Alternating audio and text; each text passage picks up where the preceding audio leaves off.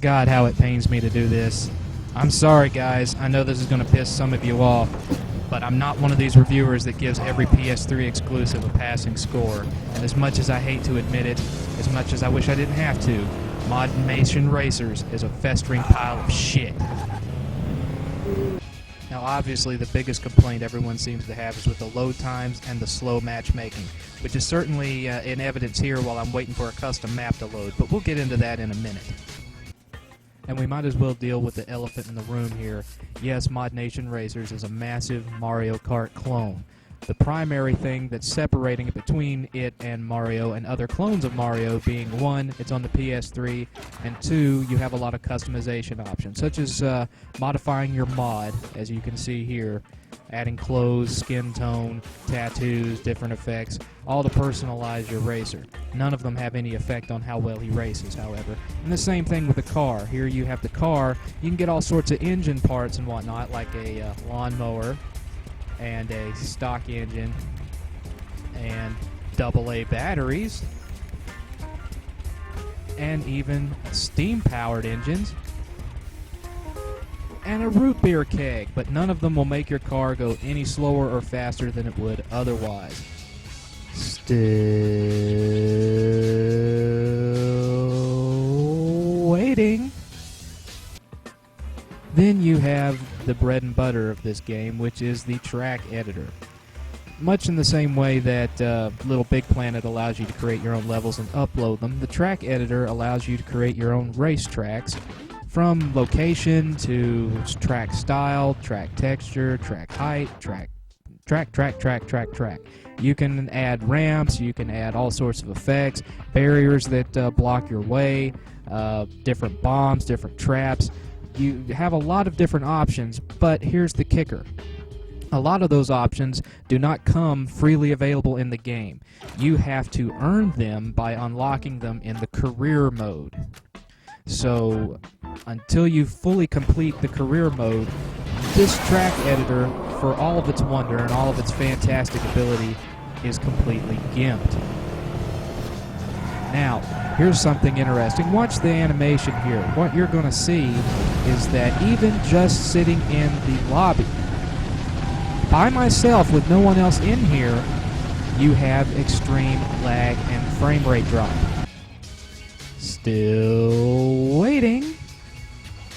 So it shouldn't surprise you that the game also has some very glaring bugs, such as when you go over and try to start a career race, and you drive up to it and start hitting the square button, only for nothing to happen. So you back up and try again. But no, the game will not even acknowledge the fact that you're hitting the square button. This is how broke this game is, and there's 100 little things like this that 10 minutes simply will not cover. So you try to hit X, that won't work either. Well, just fuck it, we'll do it the old-fashioned way with the menu. How about that? And then when you finally do get into an actual race, you're greeted with this. Get used to this screen, folks, and get used to this monotonous music, because you're going to be looking and listening to a lot of it. You might as well just grab your iPod, grab your PSP, hell, grab a book, change the channel on your TV and watch some reruns on your TiVo, because you're going to have plenty of time to enjoy something else or contemplate anything but Matchmaking Racers while you're waiting to be able to enjoy your $60 investment.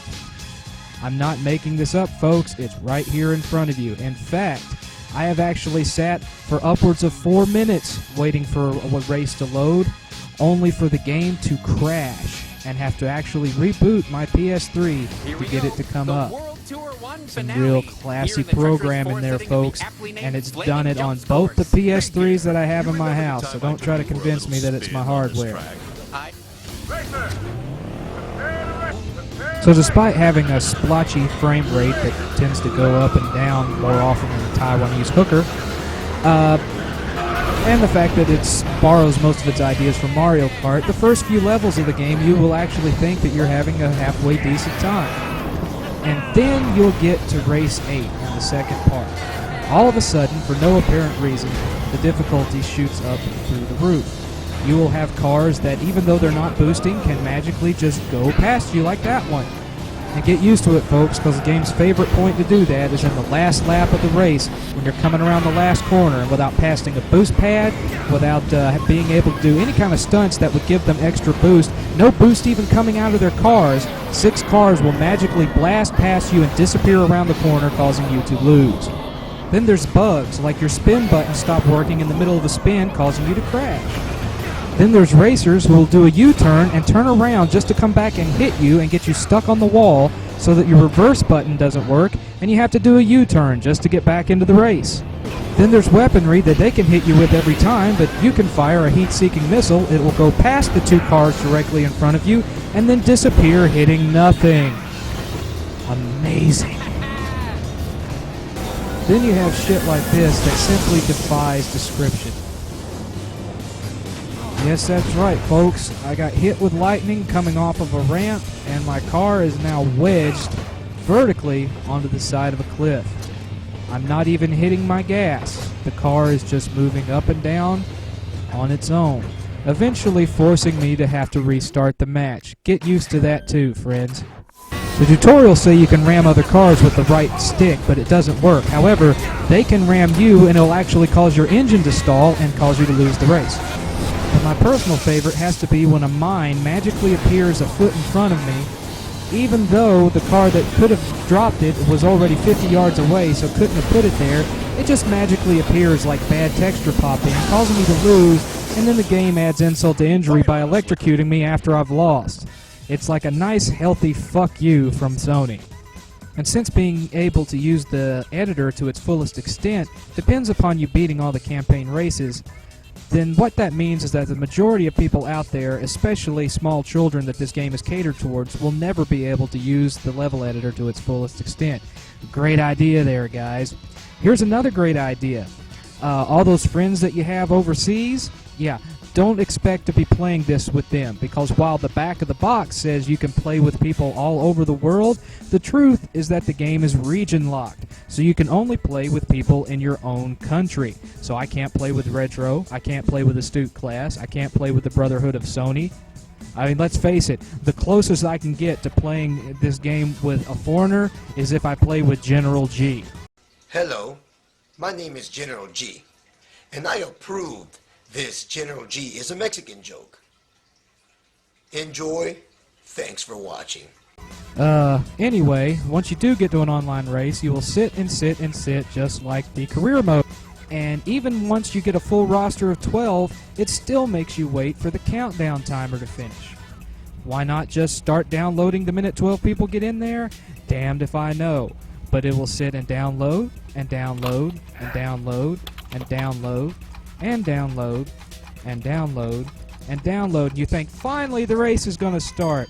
Oh no, another 60 seconds of waiting for the game to load. How nice. Look, folks, if you haven't figured it out by now, you never will. This game is utter shit. It had some fantastic ideas, although half of them were borrowed from Mario Kart. It looked like it had a lot of potential, but in its current state, there's no way, shape, or form that I can recommend this to anyone, fan of kart racers or no. Unfortunately, I have to say that unless everything I've mentioned in here is patched and patched quickly, I have to give Mod Nation Racers a big whopping 3 out of 7. Okay, still waiting. Still wait. Wait, what's this? Connecting? Connect. All right, finally. I got another player in here. Now all I just got to do is wait 60 seconds for the level to load up, and I can...